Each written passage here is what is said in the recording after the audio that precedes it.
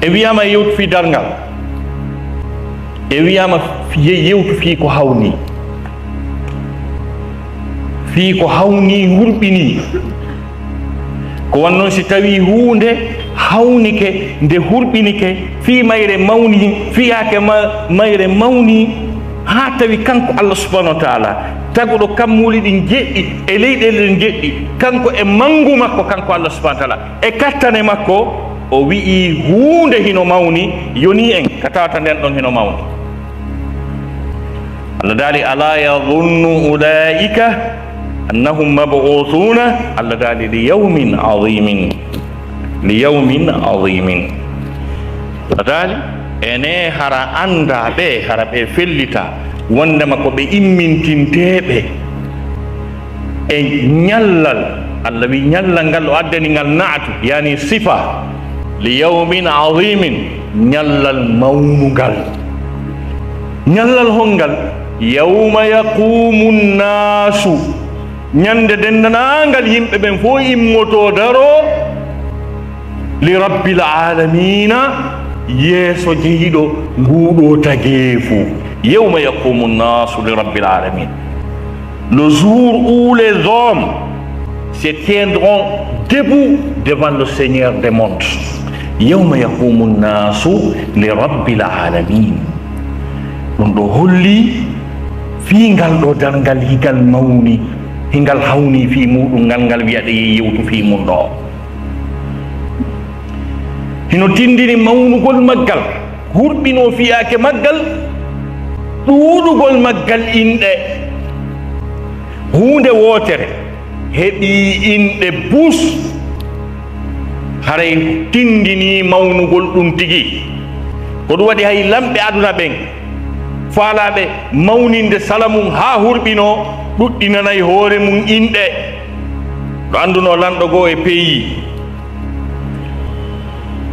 on lanɗo hari sa noddaymo a wiyay tawo secrétaire général du parti état de Gabon,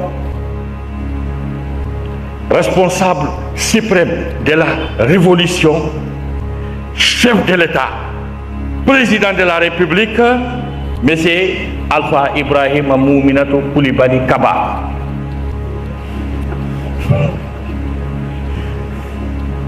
non si innene yalta ɗum ɗo fof ko mawningol fi neɗɗo on e kala ko o wonduno e mum e kala ko ɓe wooli kala ko ɓe jokkuno yeeyirama tiga yahino ɓudi al amro. ɗum ɗon no tindini fi darngal ngal fi maggal no hawni sabu ɗuuɗugol inɗe maggal. wonde Allah subhanahu wa ta'ala no wiya ngal as-sa'a, kono ɗo yen ar e yewtugol fi inɗe maggal ɗuuɗuɗe ɗen yewten ko honɗum woni haqqillaji yimɓe ɓen e faamu yimɓe ɓen e telemma sengo maggal ngal darngal. est ce que ngal daroto ka ngal darotako, no lurra ka lurraka, no fottana ka fottanaka. adoro nden ɗum ɗon taw si aro yen noon ka ɗuɗugol inɗe maggal. yimɓe ɓen Allah subhanahu wa ta'ala no tabintinni lurrugol yimɓe ɓen e daragol darngal ngal.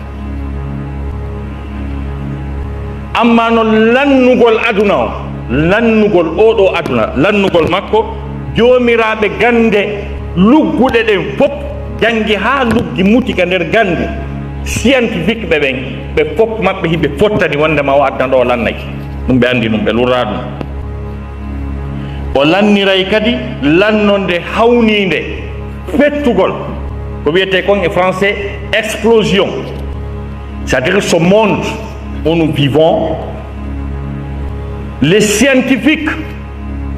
ont la certitude que ce monde, cet univers a une fin explosive, comme l'a décrit le Coran. jomiraɓe gandi luggude wiyete ɓen scientifique ɓe moƴƴinɓe avion, moƴƴini comprimé, moƴƴini vaccin, moƴƴini batoje, ɓeɗo on ɓe fof maɓɓe muutiɓe ha luggino e alluwal ɓen ɓe fottani oɗo aduna ɗo lannayi. lannode makko nen kadi ko lannode huɓɓugol fetta waɗa ponson ko noon o lannirta ɓe lurra ɗum kamɓe kono noon yimɓe ɓen wurnitate ɓe darne ɓe ñaawe ɓe dakoral ɗum ɗon si wona julɓe maɓɓe ɓen ko lannugol aduna on ɓe jaɓi lannode kadi waɗode ponson no Allah subhanahu wa taala sifori noon ko waɗi noon noone no Allah subhanahu wa taala waɗiri ndeɗo hoodere wiyetende leydi cette planète terre nde hoodere wiyetende leydi ɗo o planète ɗo ɗon andi ko hoodere jeyande e koode mawɗe ɗe alqur'ana o yewti fi muɗum ko Allah daali ɗon wassamai datil buruj mi wondiri e ngu kammu jomiragu koode ɗum no wiye français par le ciel et ses astres ko waɗi noon alluwal faransingal si ngal luggingal muutoyike ngal wallito e faamugol qur'an ko waɗi 80% e alqur'an on ko science 80% ko ɗum ɗon goye woni mawdou men yontere hannde si Allah jaɓi ɗo kadi dañƴini e 14 ko l'islam e science diina kan e science o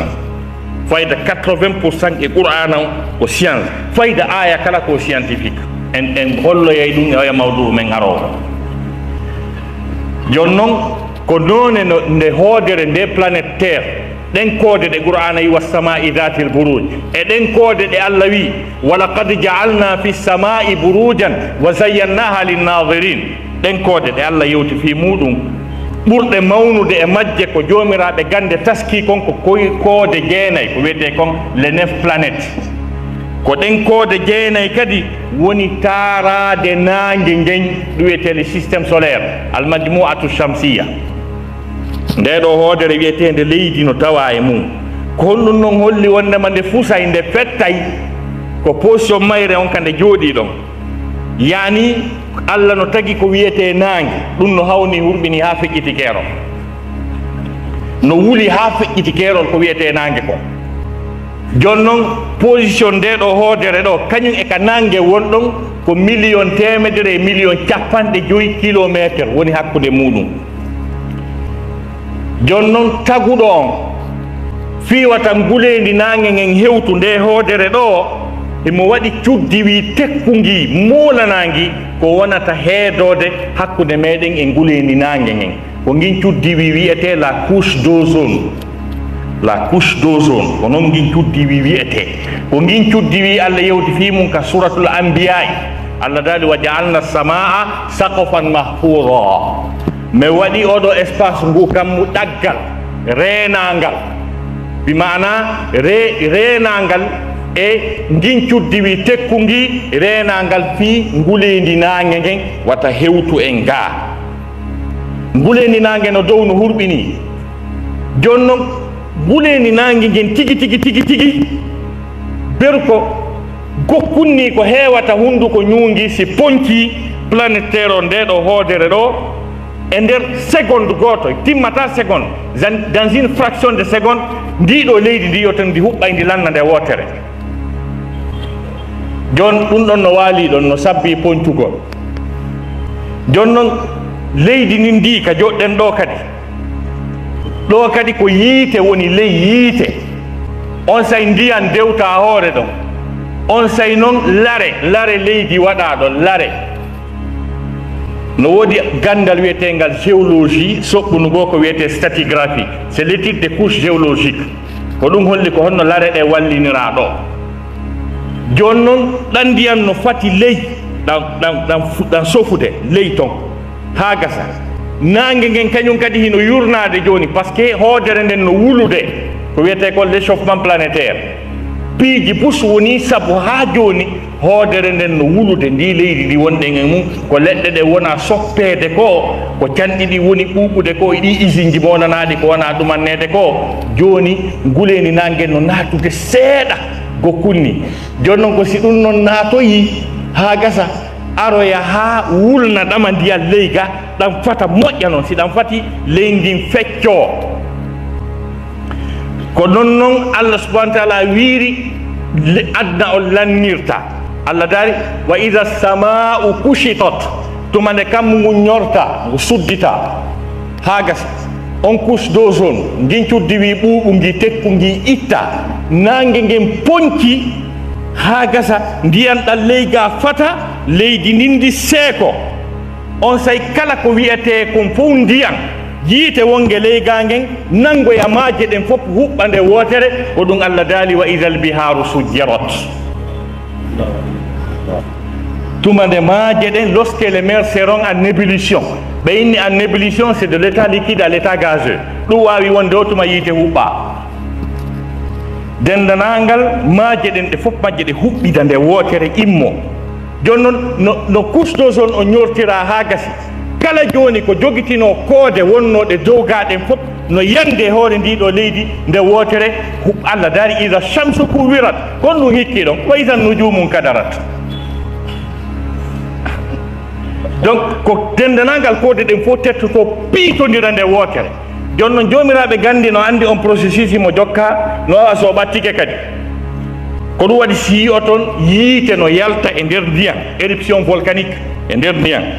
tawa ko ɗum ɗon tum porto e gande mum fof ɓe tawi ɓe ala ko ɓe wawi si volcan memminike koɓe ayno ha ɗano ɓe ƴettata e disposition ngay goto ko par ce que si tawi yiite huɓɓiwi e ndiyam ka si tawi noon keka nder ndiya yiite ngen huɓɓi wiyen hon ɗum ko sabu noon ɗum ɗo no laaɓi pos ko ɓurana on explique kon ko ɗum watta si tawi ɓe fottani wondema oɗo aduna o lannay est ce que noon dargal ngal darete ka ko honno ko ɗon ha joni woni ɗon noon qur'an no tabbintindi wondema yimɓe ɓen ɓe fottahi ɓe lurri Allah daali amma yatasaaluna ani nabai l azim alladi hum fihi mukhtalifun Allah daali ko honɗum ɓe woni landodirde fii mum e oɗo kabaru hawniɗo dargal ngal dargal ngal tawata hiɓe lurri e mum hiɓe lurri e mum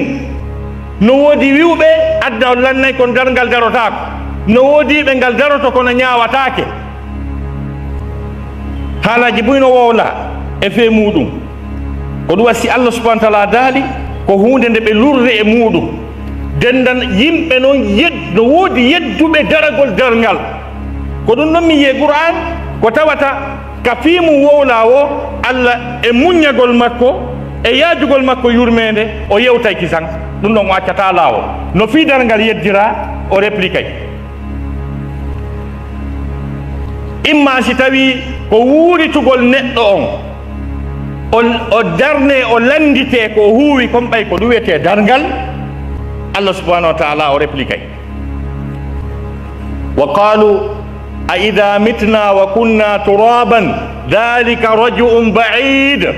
qad alimna ma tanqusu al-ardu minhum wa indana kitabun hafiz bal kadhabu bil haqqi lamma ja'ahum wa hum fi amrin marij afalam yanzuru ila as-sama'i fawqahum kayfa banaynaha wa zayyanaha wa ma laha min furuj Qur'ana wi ɓe wi enen si men maayi men wonti leydi awa si tawi men immintinte awa haray ɗum neɓayi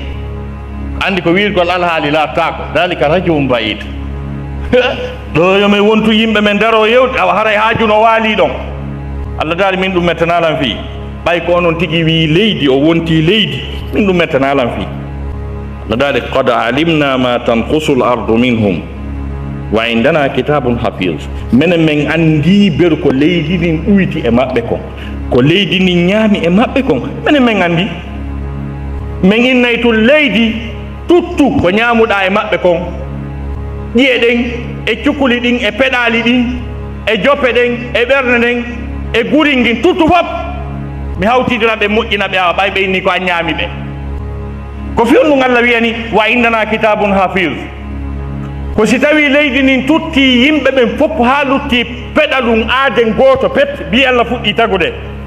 milliard ji yimɓe ɗi o tagi ɗin fof leydi ndin tutta fof ha lutta goto pet tawa ko peɗalum gotum o luttiri Allah subhanahu wa taala no windi e deftere ber ko leydi ndin ñaami kon si ndi addali fof Allah wiyay no lutti no ɗo ka windi wa indana kitabun hafiz tuttu wa indana kitabun hafiz o yi Allah subhanahu wa taala o daali noon si ɓayɓe yeddi wondema wondema Allah subhanahu wa ta'ala wawata ɓe tagitude moƴƴina ɓe o jonni ɓe misal ko ɓuri sattude ko ɓuri mettude fi tagugol wondema o waɗi ɗum na kamɓe o ronkata. walam yanduru ila samai fawqahum kayfa banaynaha wa zayyannaha wa ma laha min furuj. Allah daali ko honɗum haɗi ɓe ndaara ngu kam sengo dow maɓɓe. hande mi arali o aya mi ronki anditude ko min e imam Hong Kong o wadduno ka juulirde Hong Kong.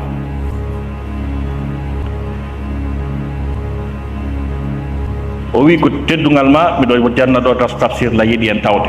ɗum nellala hawronde suratu Qaf wadda suma kon haalani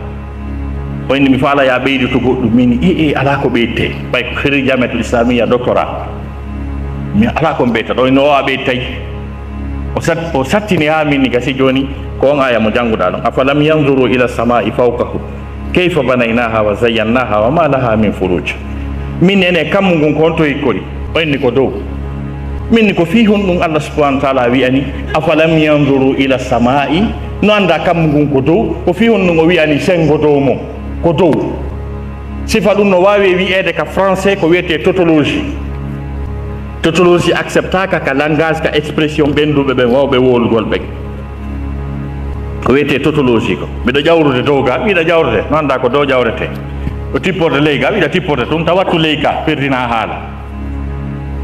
joni noon mi inni ko fi hon ɗum waɗi si Allah subhanahu wa ta'ala o wattani ɗon fawga hum pourquoi o deƴƴi ko yata 4 minutes on tigi tigi on mi anda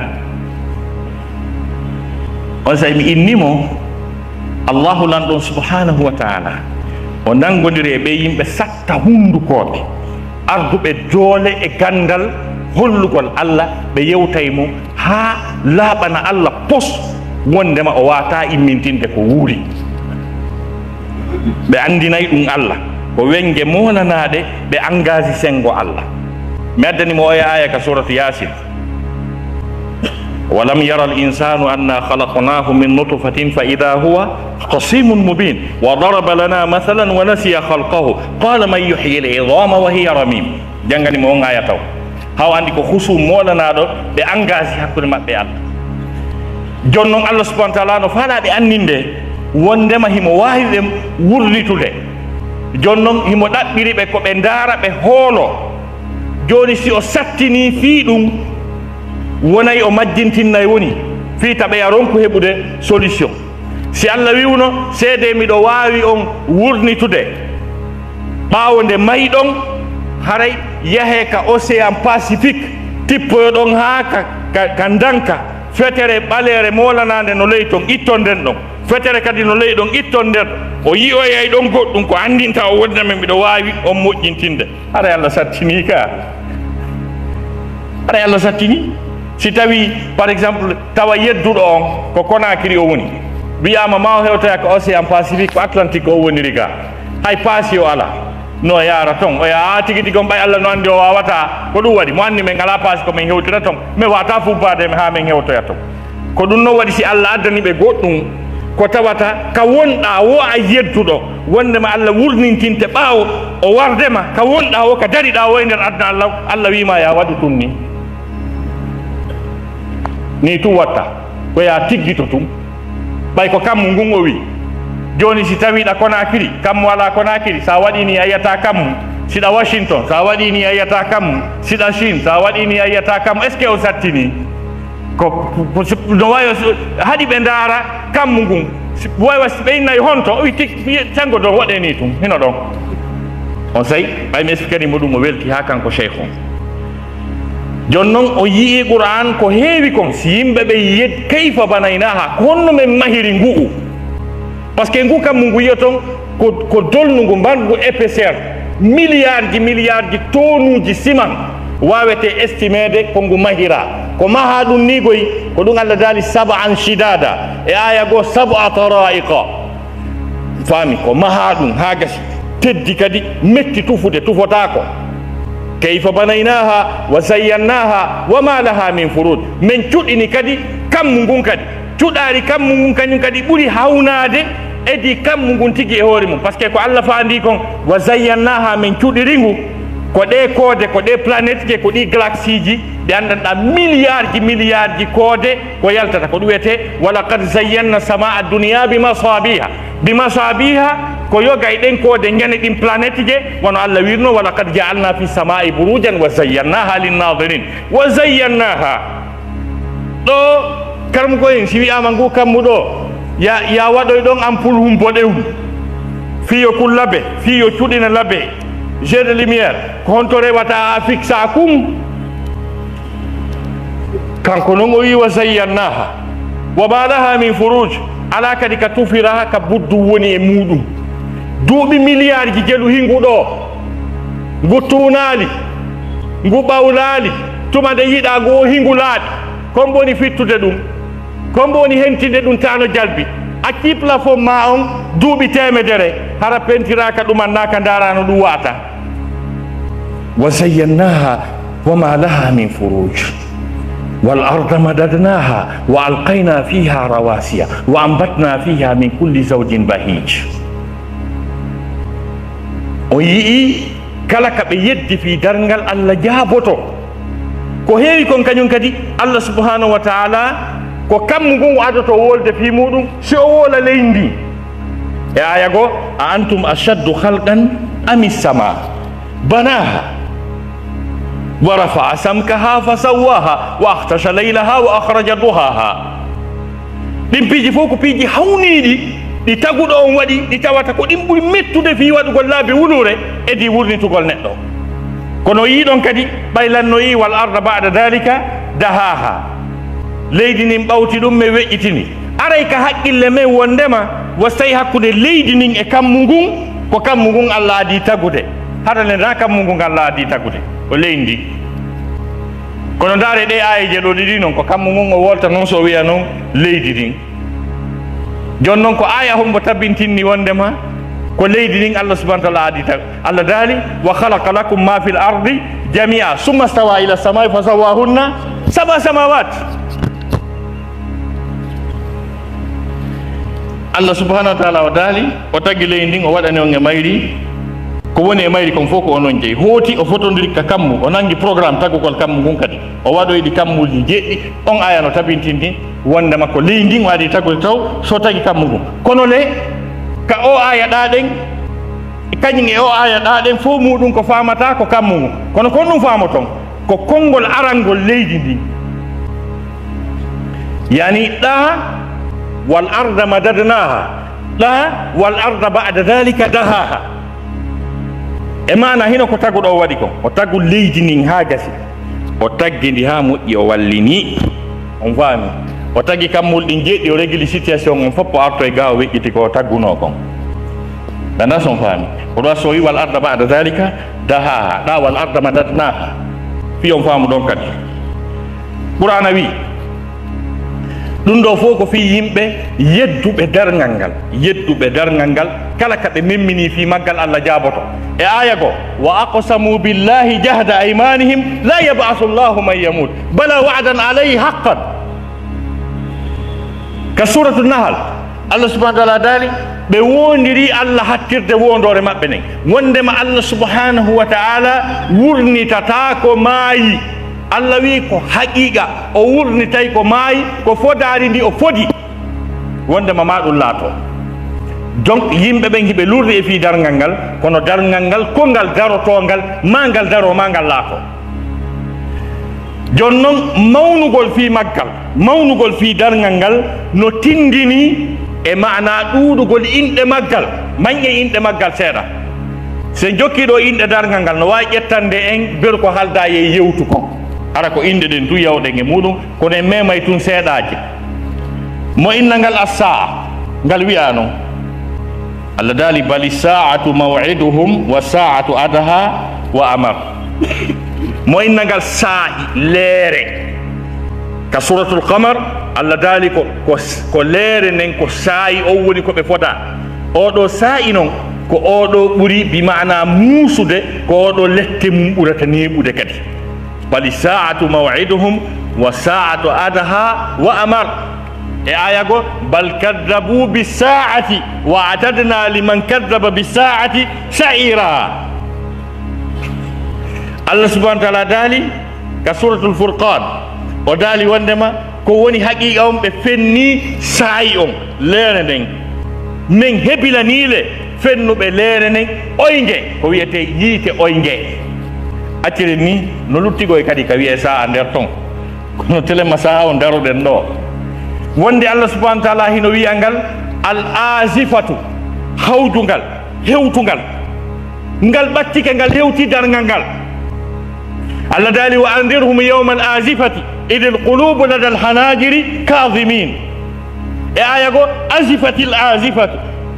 laysa laha min dunillahi kashifa qur'ana wi ka suratu ghafir wa andirhum yawma al azifati idil qulubu lada al hanajiri kadhimin Allah dali jertinirɓe e hurɓinirɓe e ngal ñallal hawtungal hewtungal tumande ɓerɗe ɗen ndeññande si ngal darike yimɓe ɓen hulay yimɓe ɓen hula ha ko hulata kon joni ɗon andi ko ɓernde hulata ɓernde nde wiya miɗo huli ha miɗo huli kono mi anda an siɗa reeni komi reeni ko mi anda an mo mi woni e mum o siɗa reeni komi reeni kon min de ɓerde hulude kon ɗum dariɗa ɗon a dogali ha joni amin mi fokkiti ɓerde nden doppito nder ga fokkita sagga ka dande wa andirhum yawma al azifati idil qulubu lada al hanajiri kadhimin e aya go azifati al azifa hewtowal ngal hewti hawjugal ngal hewti laysa laha min dunillahi kashifa alana hay e goto si wona Allah subhanahu wa ta'ala hunco lette maggal musendi maggal on si ari liyen no hakkude oɗo aya e oya aya ka suratul waqi'a Allah dari idha waqa'atil waqi'atu laysa liwaqa'atiha kadhibatun khafidatun rafi'a idha rujjatil ardu rajja wa bussatil jibalu bassa fakanat haba'an munbatha wa kuntum azwajan thalatha qur'ana wi ka suratul waqi'a Allah dali yano wangal yani si yano wangal yani idha waqa'atil waqi'atu Allah dali laysa liwaqa'atiha kadhiba donc si Allah subhanahu wa ta'ala wi ƴetti disposition hingal arde hay e goto e yimɓe wonɓe ka leydi ɗo si ɓe andi dargal ngal no arde Amérique yitidata e Russie e Angleterre e puissance addallah fof ɓe nanini dargal ngal no fokkiti ɓe ƴedde disposition wata ngal aru laysa li waqa'atiha kadhibatun ɓe wata yiltude ngal aray donc kaka suratul waqi'a ka suratul najm ɗa si ngal ari ngal hewti joni satte nden e probléme e musen ndi memminike ala kadi ittowo ɗum azifatil azifa laysa laha min dunillahi kashifa ala huncowo sattendi e probléme ji bi mana ko dargal ngal wundi e mum kon e musendiji mum wonde Allah no wi'a ngal ñalande ninse Allah dali wa andirhum yawma alhasrati id qudiya al amr wa hum fi ghaflatin wa hum la yu'minun Allah subhanahu wa ta'ala dali ka suratu maryam jertinirɓe hurɓinirɓe ngal ñallal ninse tumande fiyake maggal o ñaawa dargal ngal daro ngal ara tawa hiɓe nder wersindare foppu no jooɗi no ka Facebook no windude message ma no jabade message ma ɗum no darude YouTube ma ɗum no hine ka damuwal ma ɗum ɓe ka D650 wal ma ɓe ka amirteɗo ma ɓe ka makiru ngal waɗa poso ngal tawa ɓe hoore ɗon wahum fi ghaflatin wahum la yu'minun waliyas billah Allah subhanahu ɗuman ko nun ni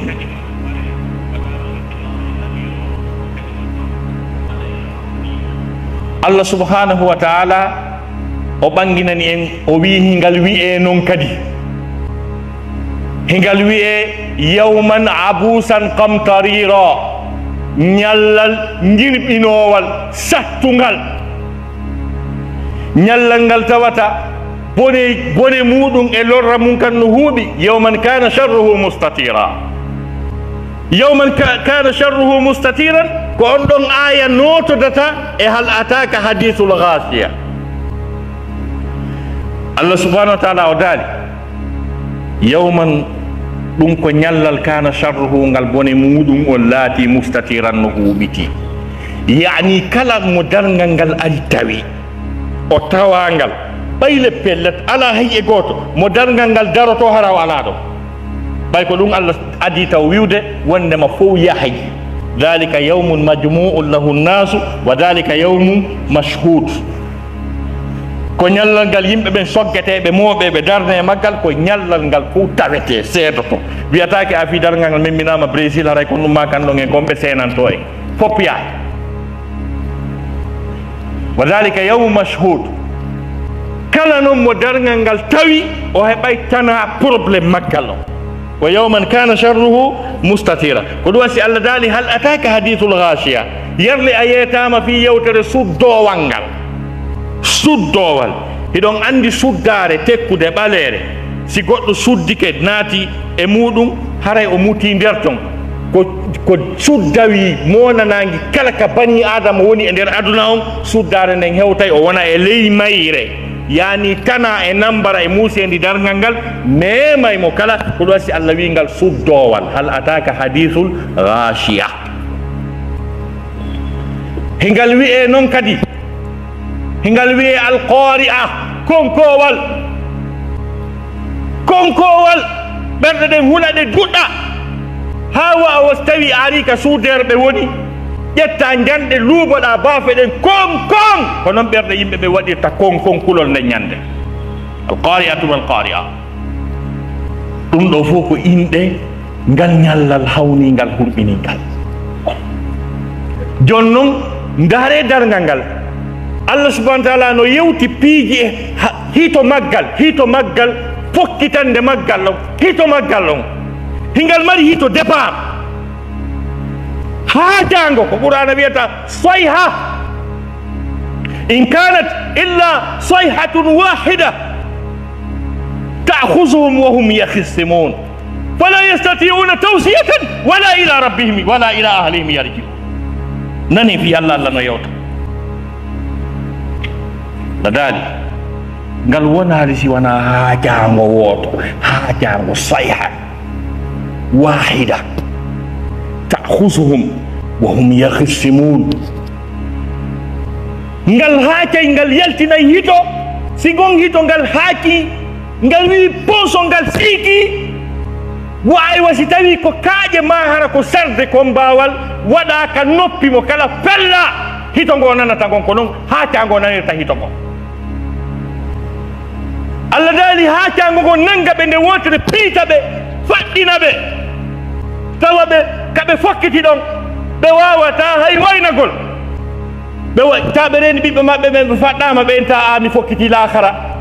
o wiyata ɓeyguli makko ɗe mi fokkiti lahara o wiyata ɓiɓɓe makko ɓe mi fokkiti lahara o wiyata moodi makko o fokkiti lahara fay ko wiyata bam mum fokkiti lahara fala yastati'una tawsiyatan wala ila ahlihim yarji'un si gon haccango waɗi ɓe yiitidata aduna a yiitidata e nene ma e bamma e ɓiɗɗo ma haccango gon feetinaymo kala wembo yalta ɗum ɗo ko haccango gon goy Allah daali wa nufiqa fi sur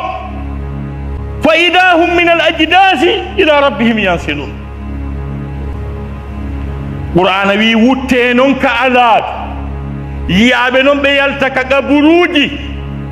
hiɓe yaha faade e jooma maɓɓe noon joni o andi ɗum ko haacango dargal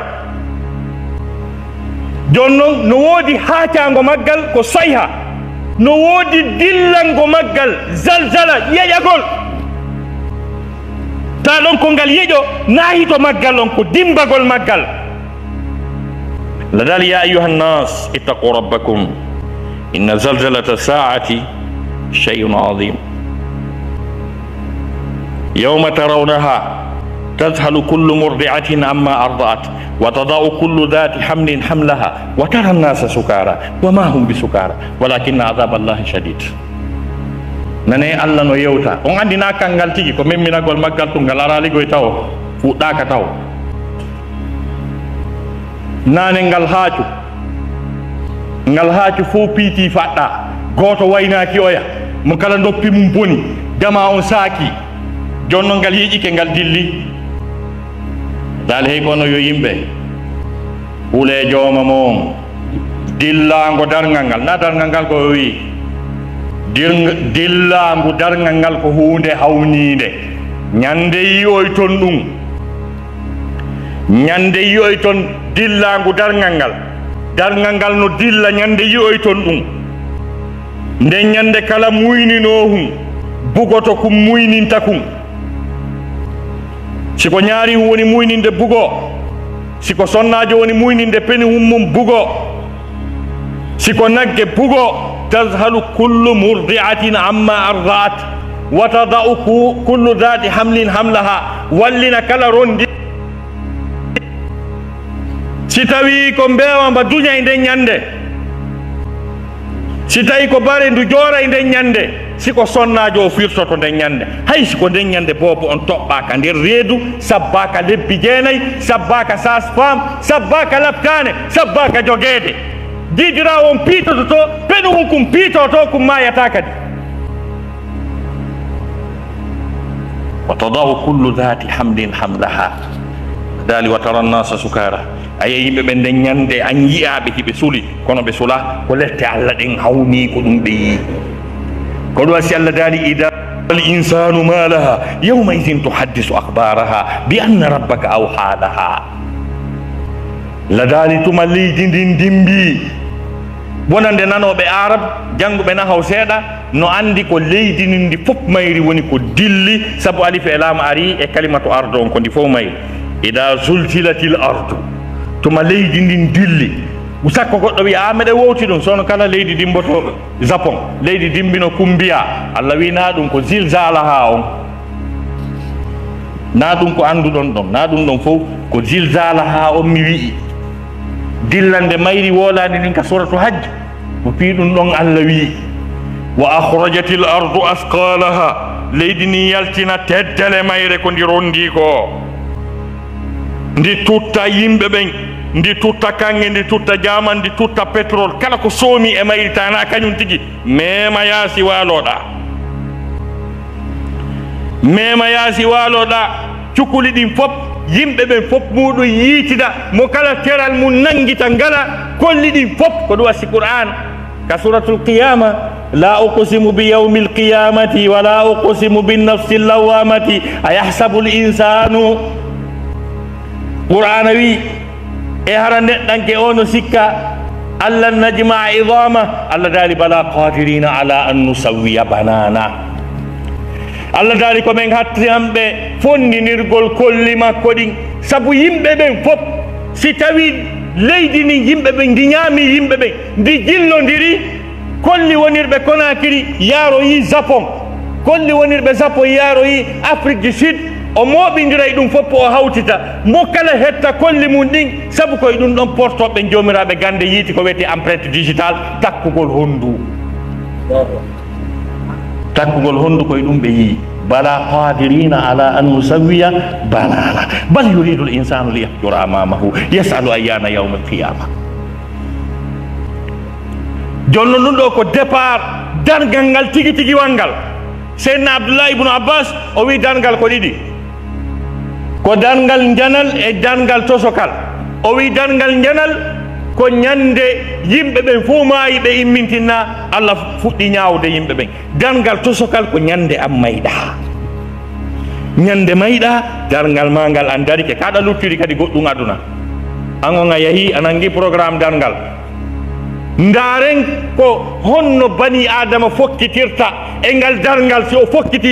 so fokkitani dargal ko mayde nden ko honno nde ardata e makko ɗum ɗon tun no hurɓini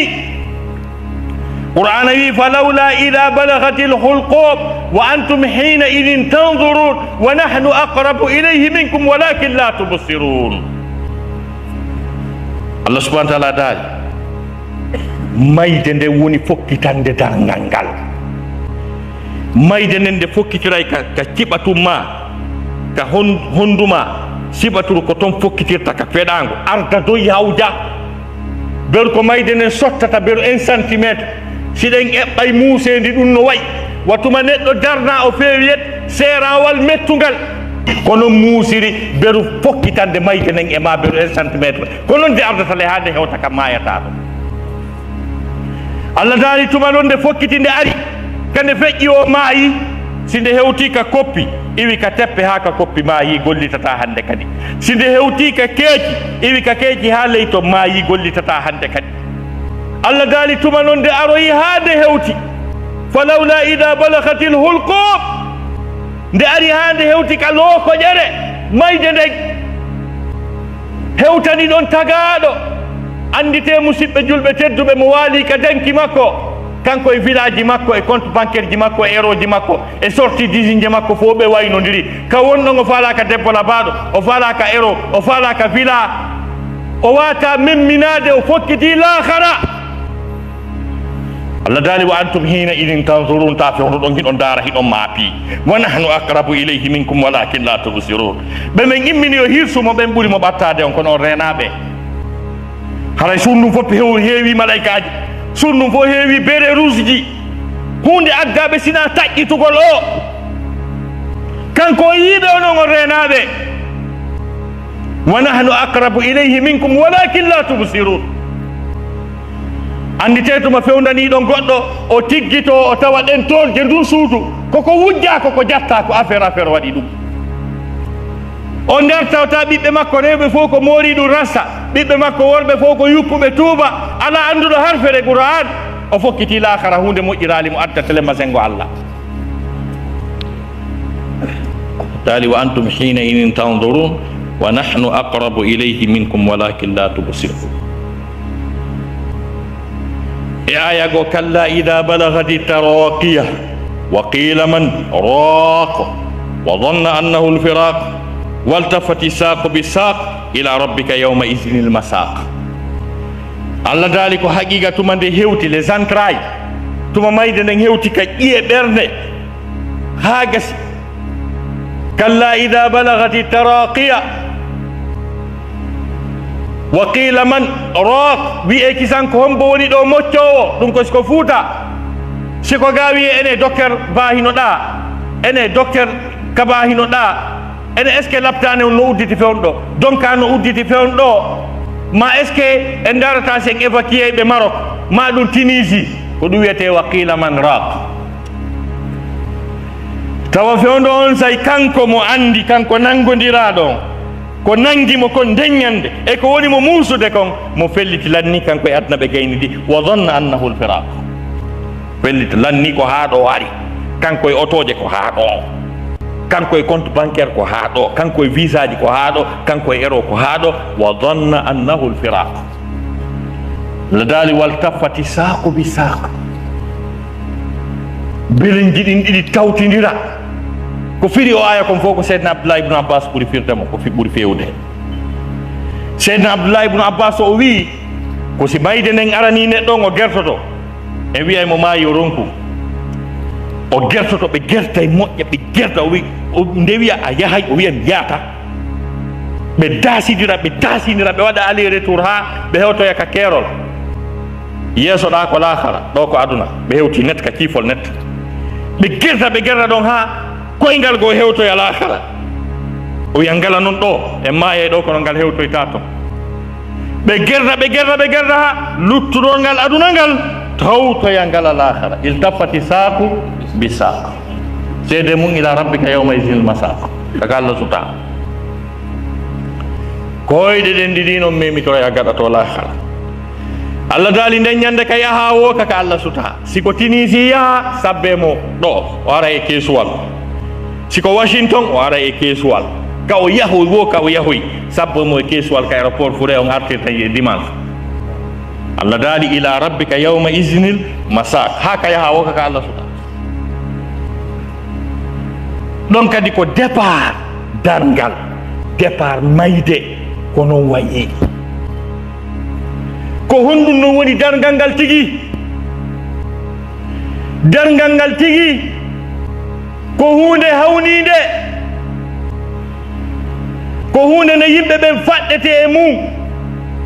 maaya immintinne darne yeeso Allah ko ɗum wiyete darngal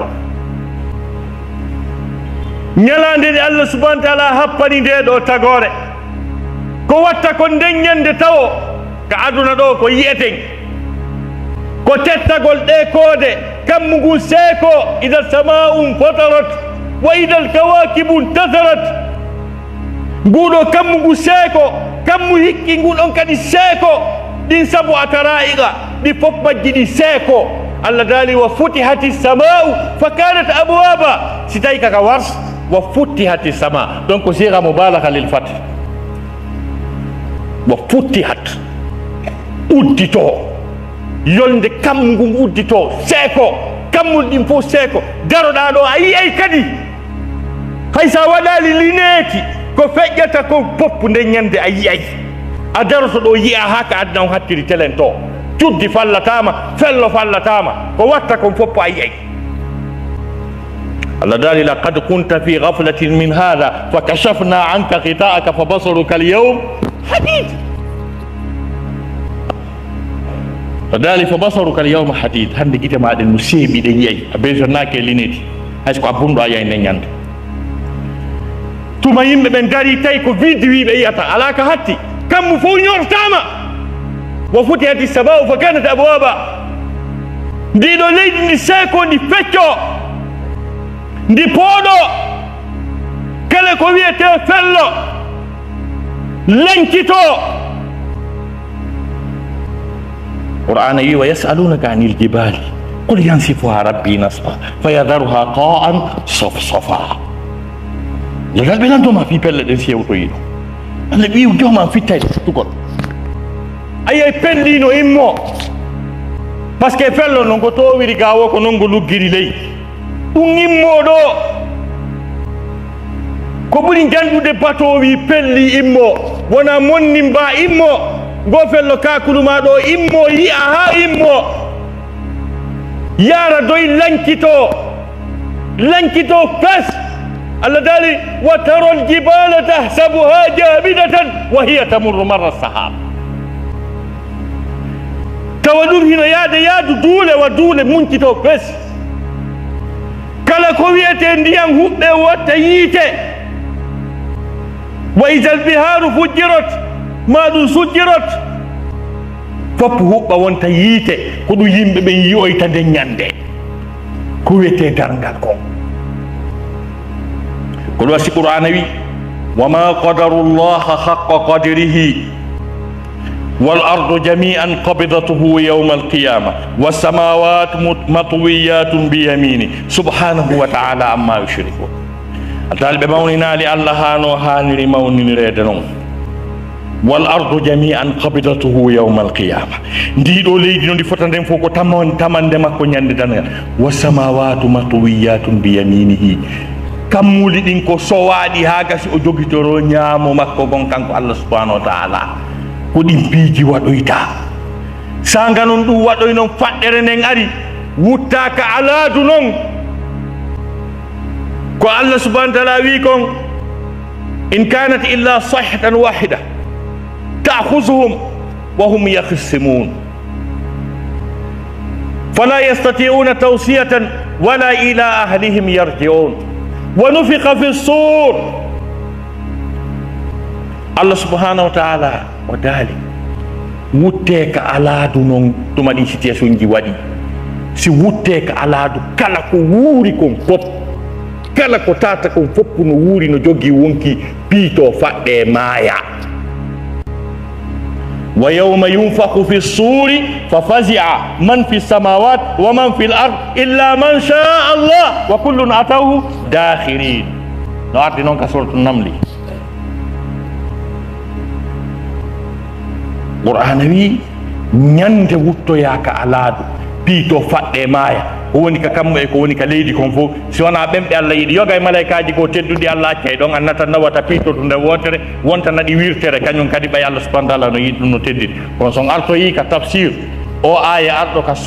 ka suratul hadid Allah hollay on ko hurɓini ko hawni ko wata ko wolade ɗo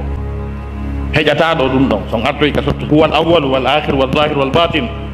wallahi ko hurɓini ɗon hadi selluɗo mo Imam Bukhari pilli wondema ko Allah wi kon huwa al awwal kanko adi o tawa fus o huwa al akhiru kan kadi sakkitoto jaha yaaluta kan o yamiray malaikajo warowo o wiya hande miɗo faala ya wara nan kala ko joggi wonki ko ɗum faala hande o wara fof ha heddo malaikaji ɗin o wara fof kan ha heddo annabaɓe o inna Allah ko annabaɓe ko hoɓe ma ɓe luttiɗo Allah wiye hey quoi wara nan kala ko joggi wonki o wara fof ha heddo nulaɓe o inna ko ɓe temetato e sappo e tato ɓe yaɓe yiɗɗa teddinɗa lutti kono mi waru o wara ha lanna ha lutta ulul asmi en jowo Nuh, Ibrahim, Musa, Isa, Muhammad o inna Allah ko ɗiɗo généraux ji lutti ɓe ko hoɓe o inna minnuma ya wara fof fala ka yiide ko wiyete wonki o wara fof o inna ko giɗoma o Muhammad lutti o inna hirsumo o hirsamo on sayi o inna Allah lanni hara kulle fof warama ko lutti ko malaika o inna mi wi'uma kala ko joggi wonki warana malaika kadi nangane malaika fof hirse ha heddo généraux ji ɗin Jibril en Mikail en Asrafil en ɓen lutta wara inna Allah lanni Allah wiya ɓen kadi hirsanamɓe ɓe fof maɓɓe o hirsa ɓe ha lanna o raw daro yeeso Allah o wiya Allah hande e ko taguɗa kon ko jogii wonki lutta mi wari fof Allah wiya no lutti o inna wallahi lutta o inna no lutti o inna wallahi lutta Allah wiya an ko an lutti ko an lutti warto na warto o ya warto ko ɗum faala o nanga wartagol o naɓa ha o inna Allah hara mi antuno ko wiyete mayte ko ni musirno mi innano yanulu goɗɗo goo hara nami on say o warto lan ko ɗum wiyete wa huwa al akhiru yahay ka tafsir en ñande tawa puslutta sina kanko ko ɗum ɗon woni wuttandu aranuru ndum neɓoya ɗon ha ko yata duuɓi 40 tanu deƴƴi o tawa hunde ala sina taguɗo on wona o fuɗɗorno noon huwal awwalu kammo ala leydi ala malaika ala pus ala sona kanko o wona beru ha kam faalaɗo on saya o tagoya Asrafilu wuttowo ha gasa o taga ala ɗum o inna Asrafilu wuttu kadi Allah dali summa nufikha fihi ukhra fa idha hum qiyamun yanzurun wa ashraqatil ardu bi nuri rabbiha wa wudi'a alkitab wa ji'a bin nabiyyina was shuhada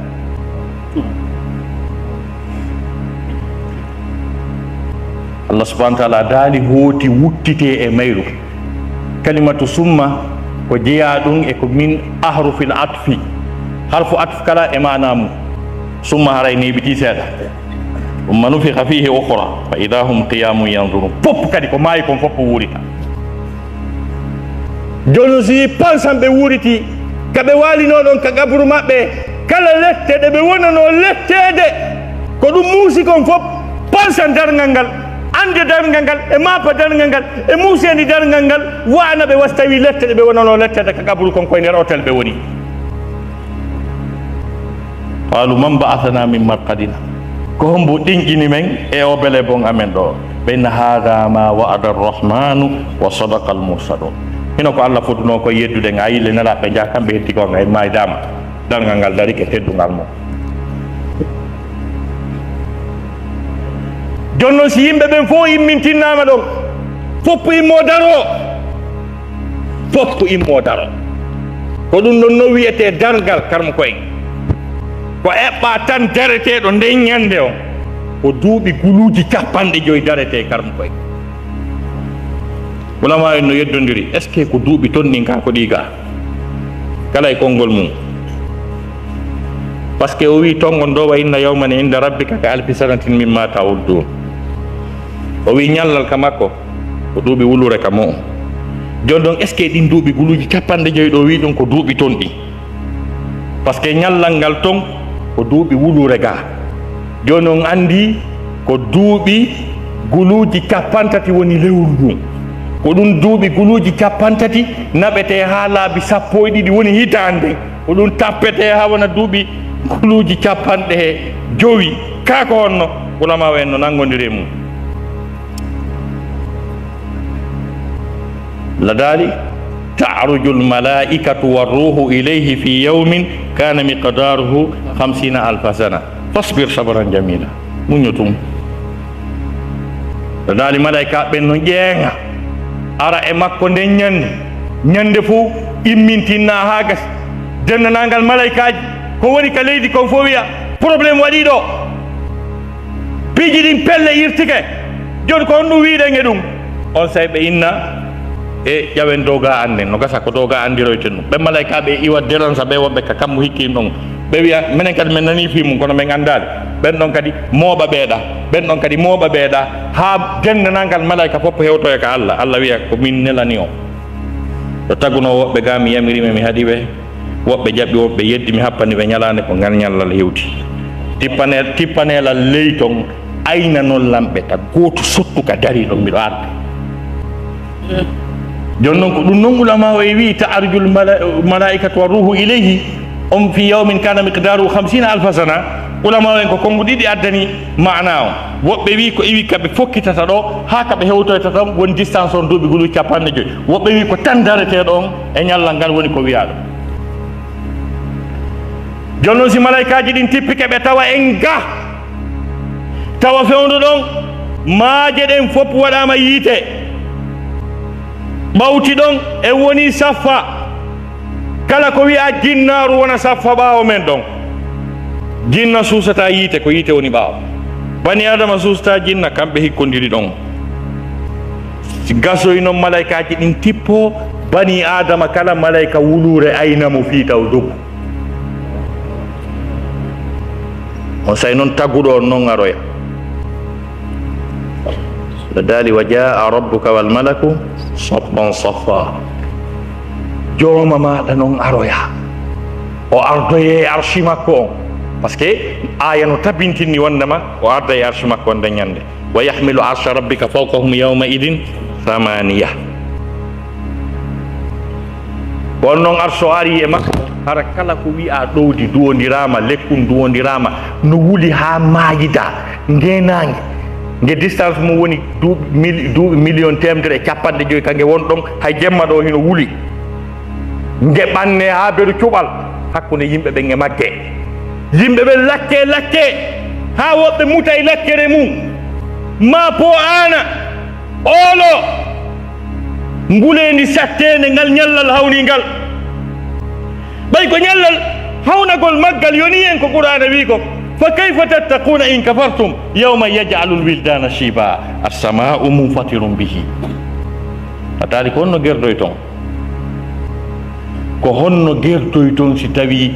on yeddi on jaɓali ko Allah wi kon e ñallal waɗowal yawman yaj'alu alwildana shiba ɓay kum bobo hum ko yeddali Allah hay ñallal gotal ñallal ngal soñja kum ha kum purɗa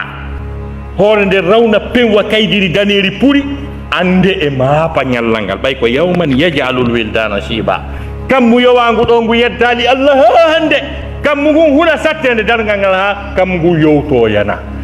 yowtoyana kulol dargal probléme ji dargal kammu bonna bobo hula furɗa kulol dargal probléme ji dargal bobo yedda Allah dali an dariɗo ɗo nde ñandeɗa yeddi konno gerdata fa kayfa tattaquna in kafartum yawman yaj'alul wildana shiba as-sama'u munfatirun bihi fa kana wa'duhu maf'ula ko halda kolle latto jon noon taguɗo on aroya ɗon o suuta ɗon noneji yimɓe jeeɗi ɗo ɓe wona ley ɗon ka ley arche takko patron on ha ñawone nde waɗe on say noon yimɓe ɓen nodde goto kaarijo na présent araw daro ko min kaari ɓi kaari jibinande nokkel kaari hoɗunoɗo koloma quartier nokkel kaari minen hodduno e ɓeɗo awa aray miɗo sifade ɗo kala komi golli kala komi huuwi e kala komi wi bi Allah taginmi ara fof no jenti ko goto ɗiɗo woldata par ce que Allah yiɗa sonko ne ñande yeddonira la tahtasimu ladey donc yiɗa ko tranquille adali wa khashatil aswatu lirrahman fala tasma'u illa hamsa na ko woni ka kongo acce nan to ndiren ka yimɓe timmi jeegowo e ƴokto hokko susta ŋeƴƴude wolda bus on say noon si darama ɗon ha gasi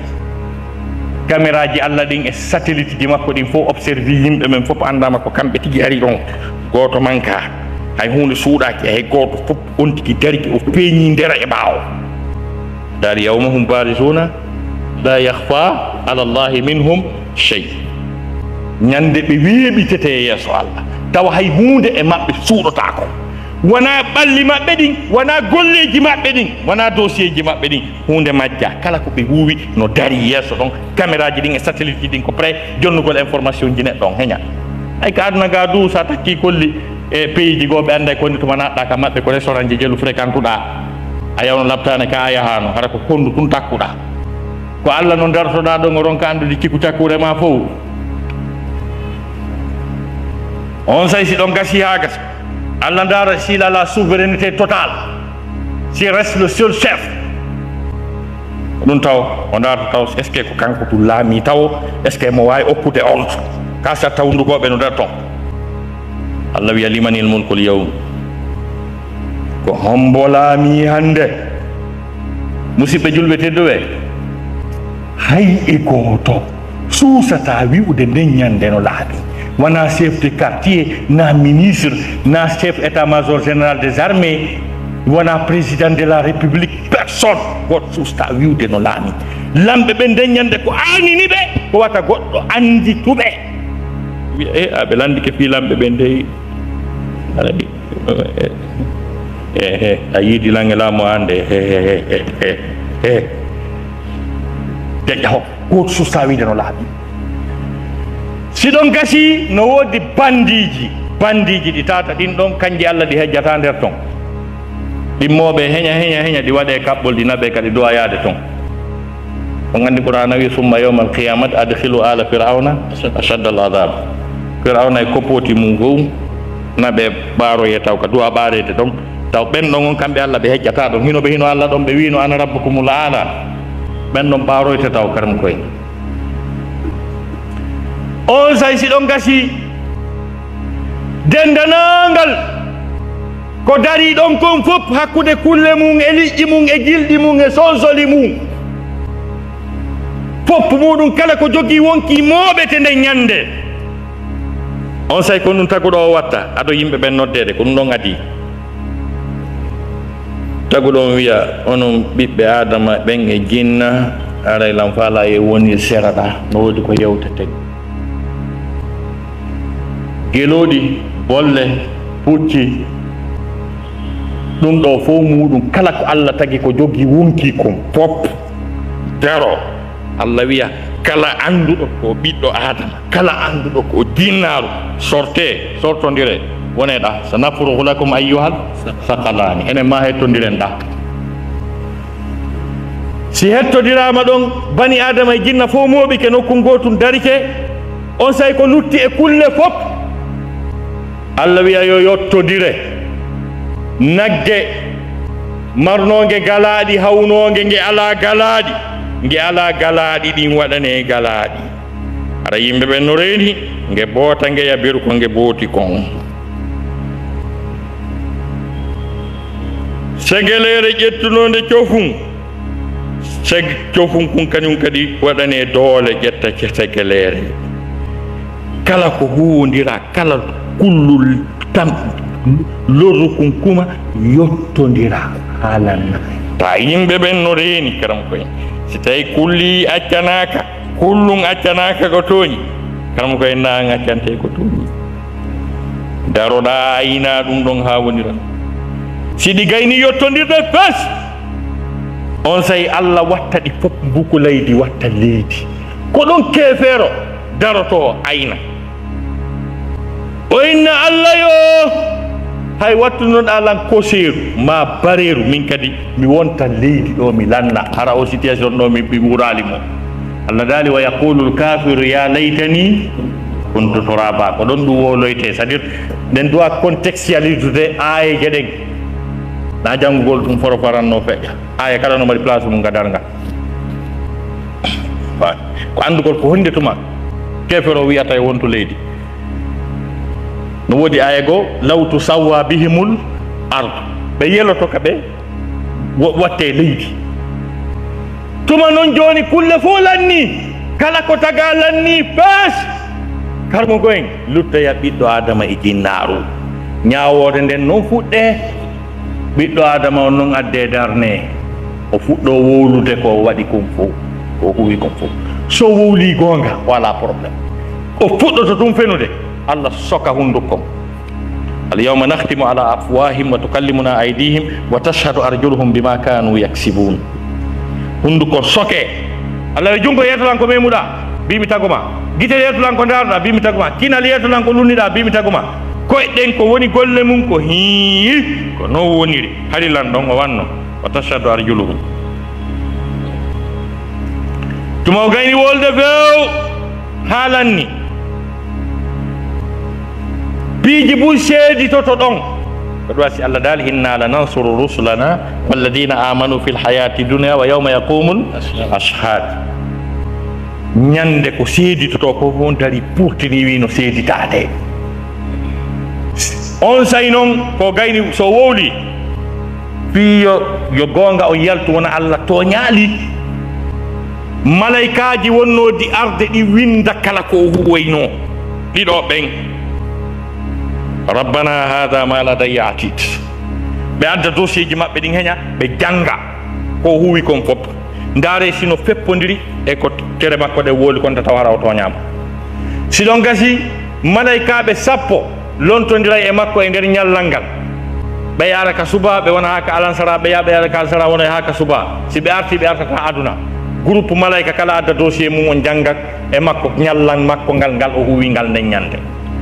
ndaare si tawi no feppodiri e ko tere ɗen wi kon siɗon gasi malaikajo daro daramo kaw dari ɗon nanga dande nden sorta toon deftere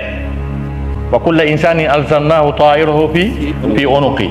wa nukhriju lahu yawma alqiyamati kitaban yalqahu mansura iqra kitab nden ɗon kadi yaltine ka dande o jonne kanko janganta ɗum ɗon hoore makko o janga ha lanna ndaare so tawi no feppodiri e ɗa siɗon gasi lannali mofte kala mofte no mari deftere mum nden kullu ummatin tud'a ila kitabiha yawma nad'u kulla unasin bi imamihim ino aya gueɗe andi sa wooli goɗɗum e qur'ana raɓɓiti ha yiitali aya go wiɗo ɗum waɗ ka jiifama aray ko tafsir ma an tunno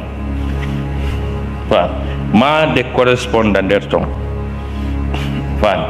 on say ndaare sika ka moftenelaɗo deftere moftenelaɗo nden ƴette ndaare bi o jibina ha o maayi on parti ɗon o janggane siɗon lanni defti addoye ɗum ɗon ko defte bi ben meɗen adama ha sakkitaɗo jibinede on ɗum ɗon fof ɗum ɗon ko satellite wi jokkodirgi e image e photo ji ɗin kadi jin ɗon kadi ara giyaltinamo kanko tigi photo ji makko ɗin fof ka waɗi ko waɗi kon fof gi woola fof ko ɗon noon nden deftere woolata ha o tewtito ko daroɗo mali hada alkitab la yughadiru saghiratan wala kabiratan illa ahsaha mun ɗum e deftere ni nde ɓuruɗeya fof honɗum wolidi nde ko ɗeya fof woolali tuma ɗum ɗon lanni fof calcule ji ɗin calcule a tappa ɗon heña wiya hino ɗo golle ma ɗen o yiyawtano la e pos enna Allah a toñalam fes si tawi ko bandi ta ko bandi enna Allah heɓa mi bandi 100% komi bonɗo mi feewa mi tooñi ko golle an tigi ni a toñalam na ɗum Allah yi fa atarafu bi dambihim fa suhuqan li ashabi sa'ir fa atarafna bi dhunubina fa hal ila khurujin min sabil mi anni on goy kala ya daɓɓito e nder ton na ɗum watta ka jiifa ma qur'ana wi o qirrito o reconnaissa bonnere makko siko bandi o darne ka nano goɗɗo kadi adde gerde ɗon si tawi ko moƴƴanaɗo o darne ka ñaamo ko ɗon yimɓe ɓen sendirete nano e ñaamo ha lanno few ñawore nde lanna si lanni ɓe ka nano ɓe mooɓaɓe ka nano ɓe mooɓe ha gasa on tigi nangue haɓɓe kanko tun taw o haɓɓe malaikaji ɗi yaaɓa ɓaawo ngon addira koyɗen ɓaawo nanguidira ka hoƴƴudu Allah daari yu'rafu almujrimuna bi simahum fa yu'khadhu bin nawasi wal aqdam kaɓol ɓay Allah wiye wonnema fa yawma idhin la yu'adhibu adabahu ahadun wala yusiqu wasaqahu ahad en andi wasaqa no ɗon karmo koye o wimo haɓɓa ɗon kaɓɓol nden ñande bi yimɓe fuɗɗa haɓɓede hay goto haɓɓaka ngol kaɓɓol nden ñande on ɓe fof ɓe haɓɓe hawa balore darneɗa yiltoɓe fof maɓɓe kañum kadi ɓe haɓɓidire kadi wa tara almujrimina yawma idin muqarranina fil asfat ɓe haɓɓidire ɓe sigidire ɓe kolidire ɓe waɗe ɓoggi gooti ɓe daase wona suqul mujrimina ila jahannama wirɗa ɓe sogge karkoye malaikaji ultira ɓawɗo luuboɓe tawa hiɓe daase hiɓe ono ɓe naɓe ha e lawol tagguɗo on tawa ko ha maniɓe kon yonali Allah dala wa ifuhum innahum mas'ulun darneɓe miɗo mari komi yewtida e ɓe tan naɓɓe taw addeɓe ɗo ɓe addire goto goto yeeso Allah Allah wiya kaarijo wiyana mi tagge mi weƴƴitane leydi mi addane ndiyam mi waɗane piiji ɗin fof yeddalan nela sasa maki o uggino o hersa ha tewu yeeso makko ngun yana ka leydi Allah wiya naɓe mo hersata on sa o naɓe ko ɗon ɓe dasirte karma koyen ha ɓe ɓanne sélection on noon fuɗɗe ɓe sélectionnete Qur'ana wi wondema ɓe moɓoyte ɓe fof maɓɓe fawa rabbika lanahsurannahum ajmain thumma lanuhdirannahum hawla jahannama jithiya thumma lananzi'anna min kulli shi'atin ayyuhum ashaddu ala arrahmani itiya thumma lanahnu a'lamu billadhina hum awla biha siliya. Voilà la sélection. Dieu est clair. Le Coran est clair. Allah subhanahu wa ta'ala ko yewtata kono laaɓi kanum ko en Allah daali mi wondiri jooma maɗa mi mawɓa yayɓe ɓe fof maɓɓe mi darna ɓe yeeso jahannama ta ko a genou ta ko ɓe jikkinaɓe hooti min ɗoofa e maɓɓe min itta e maɓɓe ko homɓe maɓɓe ɓuri wonde bandi si ɓen sélectionni ɓurɓe wonde bandi ɓen ɓe addama ka yeeso toni sélectionné kadi ko homɓe addoto natude ko on noon après on sélection sendite noon e guiteeli ɗin no wodno ayeje ɓe mi yiɗuno wolugol e o mawdu wonde très important e chapilan tammen on nangi en e wat arde majje ko haalugol cellule ji ɗin kasoji ɗin ka jahannama e nokkel ɗi yimɓe ɓe lettete e mum sifa jannguɓe seeɗa fi kamboiro ɗon andi kamboiro ko kaso kono no waɗa toon ka yimɓe ɓe lettete no wot toon ko ɓe innata tête de mort no wot toon ka ɓe innata cabine technique kaɓe branchata yimɓe ɓen courant ji ɗin ka awraji maɓɓe no woodi kaɓe huɓɓat kaɓe hippata e maɓɓe diye wulɗe no woodi kaɓe darnataɓe ta ɓe reeni kammu ngu jemma e ñanoma ndiyan saƴi koye hoore maɓɓe ɗum no kamboiro ɗo ari joni noon no woodi ayije Qur'an explique uɗe kasoji ɗin kadi ka jahannama nokkeli ka yimɓe ɓe lettete ɗon ɓay Qur'an no yewti ɗum ka suratu Sad ka Allah subhanahu wa ta'ala yewti fi muɗum jahannama yaslawnaha fa bi'sal mihad hadha falyazuqu hamiman wa hassab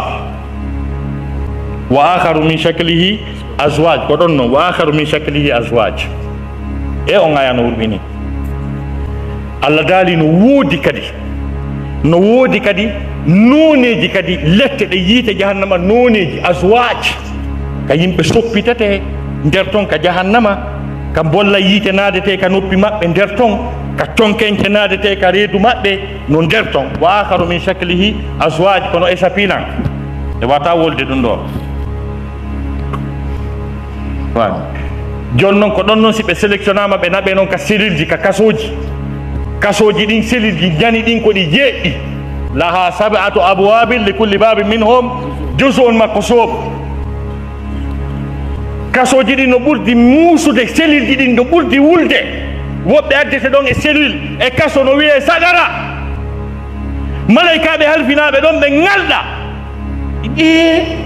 kon ɗum bonnuɗon tawi ko ɗo arɗon onon ene hanno affaire mon haɗa hutama to kañum e laza e ɗuma ko ɗo arɗon sagara ɗo moƴa dey minen mbiɗo taga meɗen ɗo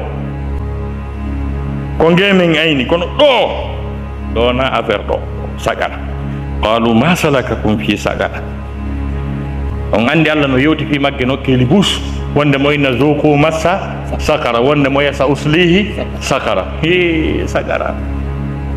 Allahu akbar ɗon noon ɓe addete ɗin seliji ɓe adde ka sagara ɗe lette muusuɗe baafe ɗen sokke e maɓɓe lette ɗen fuɗɗo ɗum no yeeso ɗo o woɗɗa hebilano ɗin ɗum si iwtiɗon joni fi ɓen ɗon lanni ka gayntagol mawdu men on haren ka ɓeya ka aljanna ɓe golle mum moƴƴi darnoraɓe ka sengo ñaamo ɓen ɗon kañum kadi malaikaji labaaɗi adde ko jaranaɓe ɗowtaɓe ka aljanna malaikaji labaaɗi darne ka dame aljanna ko tappanaɓe gardabu jaɓɓoɓe wi'e joni noon yoɓe arka aljanna ale yahe ka aljanna ɓe fokkita to Allah weyoɓe daro seppugol yaha ka aljanna ko golle ko yangi iwi hande kamɓe e yangi kamɓe golle ɓe sooɗi ke lanni la dali wa uslifatil jannatu lil muttaqina ghayra ba'id sayyid kutub ka tafsir makko fi dilalil qur'an o wi la yukallafuna bil majii ila al janna bal al jannatu ta'ti ilayhim ɓe fawatake yahugol ka aljanna yahi si wiyama ɗo ya seppu ha sere kole nato ya aljanna a taƴitay ɗo heña taƴitata ɗo kono tawa wiwgol maɓɓe yoɓe seppu ɓe naata ka aljanna haray ɓe yangike aljanna on déplacé te ka wonton o yimmo ara hawtaɓe kaɓe darino malaikaji dariɗi ɗon ɗin ka dame aljanna ɗi tappanaɓe garrabu hatta ida ja'uha وفتحت أبوابها وقال لهم خزنتها سلام عليكم طبتم فادخلوها خالدين كيسال وني امون طبتم ملامة on kalima mari sharhu yajudo walo to tangon nangien طبتم فادخلوها خالدين parce que ari no kele busgo kalimatu طبتم طيب taba ma taba lakum sifa non no heewi ton ko ɗum si wiya ɗum tibbutum ko ɗo wiyana tibbutum kom karmu koye no rondi mana fadkhuluha khalidin naate ko toddu si ɓe naati ɗon ka aljannaji ɗon ha gasa tawa hino huurul layni e hino canɗi noneji canɗi fof e hino ɓe nawnata ɓe nawyata ɓe ronkitata ɓe weelatake ɓe ŋoŋata ɓe ɗanotako ɗanagol perdinayi tan si ɓe ɗanike ɓe ɓata tan fijitugol e jiwɓe e yargol beere e ammugol e yimugol ɓay fof no daggi ton beere harma ton gammo sa faala si ko yimugol ara ko musique falɗa antigi a wona e auteur compositeur arrangeur fof ta ko antigi hoɗata guitare ndun ama no daggi hunde harma ton beere sa faala wono ka cangol fubboɗa yaraki falɗa o fuu so harma jiwo mo yiɗa to woƴettu ɓanjeyi juulatake noddintake horatake zakka ala ko noos ko to wiyete ambiance tigi kam koye fala ambiance eto ha waɗa pullo e aljanna jiwɓe wonɓe toon ɓen qur'ana ko sifi kon ngari maɓɓe kin koɓe jalbi kon allah dalika annahunna e lu'lu'ul marjan a sikkay kanŋe marjan koɓe jalbi ko nela sasamaki goto pet e maɓɓe si addama ko adna ɗo yo nangen hootu o jalbi ko jalbina e adna allah on fof ko ɓe rawni ko rawnugol maɓɓe ngon ka annahunna baydun maknunun sikkay wofonde jorande joni jidda maɓɓe ɗen ko woni rong ko laba kon ko foti kon ko huruna en amsali lu'lu'il maknun ko num ɓe wayi e ngari maɓɓe kin ko ɓe woni ton yiyata ella ko azwajun mutahhara yeddata on tigi wolanta on tigi mettugol salota ko baldi kala ko faalaɗa hiɓe on service waɗana galleji aljanna e tandeji mum yaajuɗi aljannaji yaajuɗi jande ko malaikaɓe wino wiiray anda no aljanna on fotata hurul layni ko won ton kon fof jonnodiri ɓe ngalɗi dey anani komi nani ko malaikaɓe no arɗo ɓe wiiray ɓe anda no fota awa ɓe no wakkili nani jande ko ɓe fotti e maɓɓe ɓe nene min nani ko ɗon faala wirude andano ɗo fotata ɓenni wo he minen ko ɗo men taga ko ɗo men woni koy hay nokku men anda silala kono ɗo no yaaji dey ene o wiiri duuɓi jeɗu ɓen ɓe wiiri duuɓi guluuji ɗiɗi ɓe jali ɓe kankiti ɓe a wakkile moƴanani sabu yaltani e tande seydna aboubacry nden tawa duuɓi guluuji ɗiɗi malayka no wiirude yaltali e tande citoyen jogoto nder ton haale fi salon on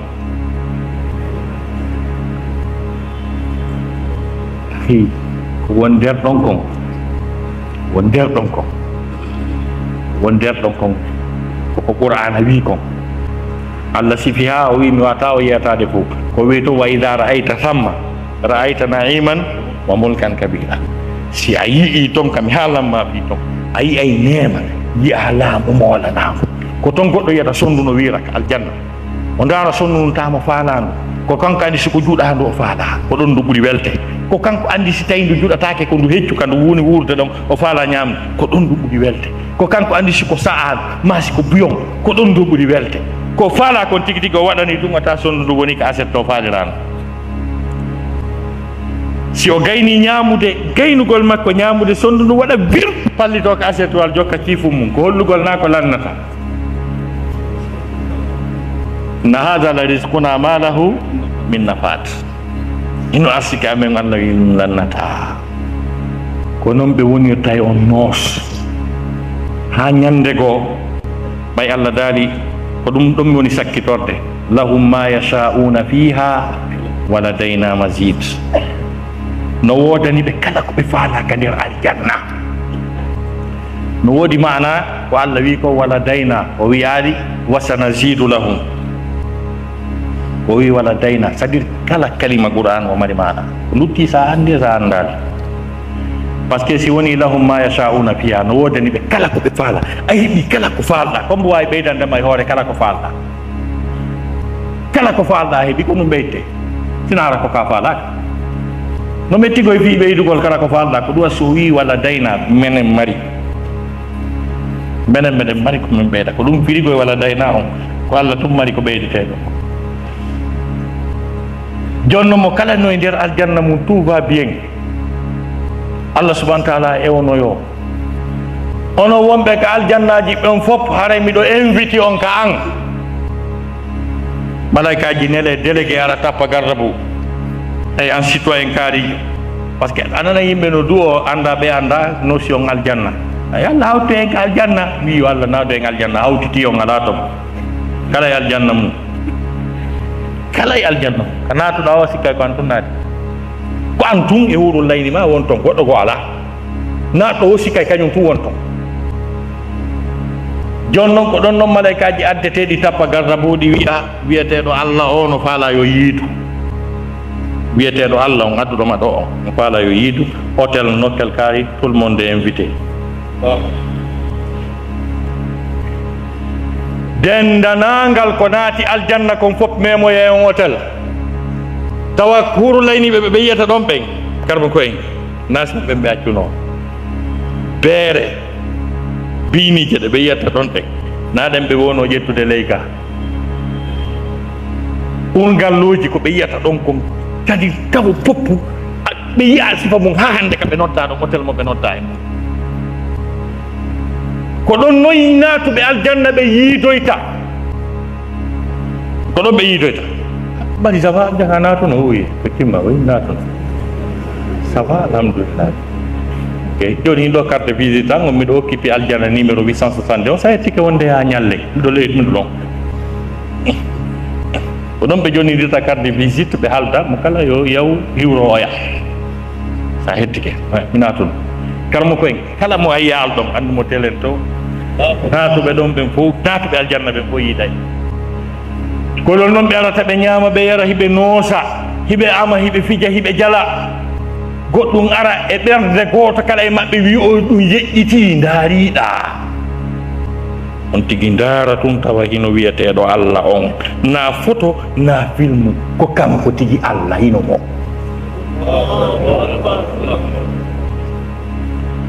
ladali wujuhun yawmaidin nadiratun ila rabbiha nadira kaɓe wonɗon est ce que na nadiratun on andi ko ma contextualise ayeje ɗen dallo tan eko wonde yewta ko kaɓe wonɗon ko wujuhun yawmaidin nadiratun ka tawa ɓe daara ɓe yiya Allah ɓe daara mo ɓe tawa ko kanko tigini nafoto makko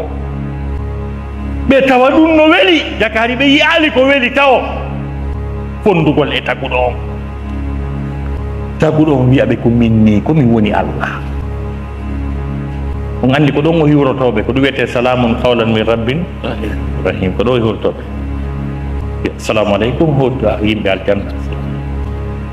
salamu aleykum yimɓe aljanna salamu aleykum patron o wiyeteɗo Allah woni wiɓe salamu aleykum on sayno o wiya ɓe toolimo nusulan min gafurin rahim toolimo kaka angar ɗon kaka angar ɗo toolimo o inna min Allah mi yiɗi on mi welama on mi yiɗi on mi welama on yahe geron ko faala ɗon on farlaka dewal on toganaka hayye hunde ko wonani on ko ɓeydangol on nema ko ɗum wondi en ɓe noosa ɗon ha ka ɓe faala o ɓe artaka aljannaji maɓɓe ara ɓe jonnidiri carte visite ji ko ɗo darngal ngal lanni hande ka men ɗo o ko haldunoɗen ko yewtude oustaz Taibou. Assalamu aleykum wa rahmatullah. abono ko sen oustaz Taibou ɗo fi kala conférence waɗaɗo ya hendomo wona ko sati a waɗiray suguno kollunku woni waɗirde ɗo ni ko sengol le vidéo ɗo ko spécial fi bayana oustaz Taibou tun waɗeteɗo siɗa faala bayanaji maɓɓe ɗin fof ko ɗo tun abonoto